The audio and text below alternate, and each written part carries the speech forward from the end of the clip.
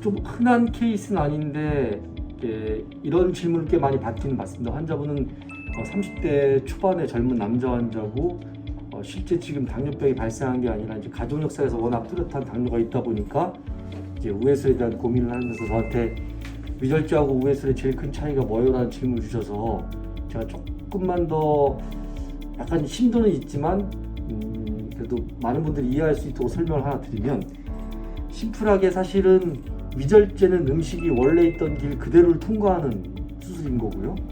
우회술은 상부 위장 간에 음식이 닿지 않는 수술이라고 한 번 더 이해를 해주시면 좀 더 쉽게 이해할 수 있을 것 같습니다. 그럼 그 차이가 뭐냐?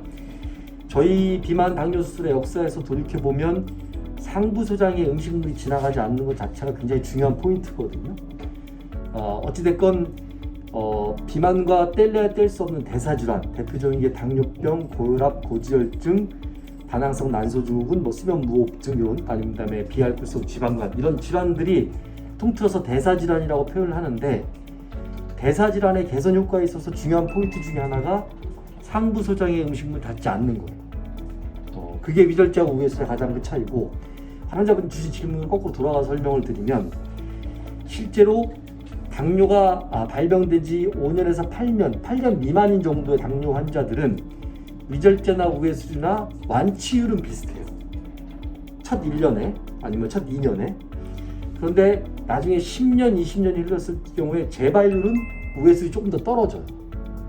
근데 그 차이가 아주 극명하진 않지만 그 정도의 차이가 있다고 생각을 이해해 주시면 되고, 사실 환자분 정도면 개인적으로는 위절제면 충분하다라고 말씀을 드리고 싶은데, 다만 본인이 우회술의 단점에 대해서 충분히 이해를 하고 우회술을 진행하겠다고 한다면 그거 역시 동의하겠습니다. 사실 이제 여러 가지가 있지만 제일 큰 단점은 이제 심리적인 부분이기도 하고 사실에 입각한 부분이긴 한데, 이렇게 위가 아래위로 분리가 되면 남아있는 위에 내시경을 통한 정기적인 검진이 이루어지지 않습니다. 그 뜻은 위암이 발생을 했을 때 진행된 상태로 발견된다는 거죠. 그럼 치료가 어려워지죠.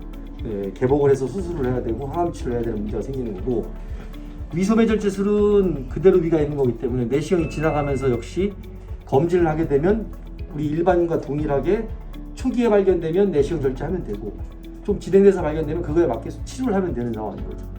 그런 꽤 중요한 제한사항이 하나 있는 건 이해를 해주셔야 됩니다.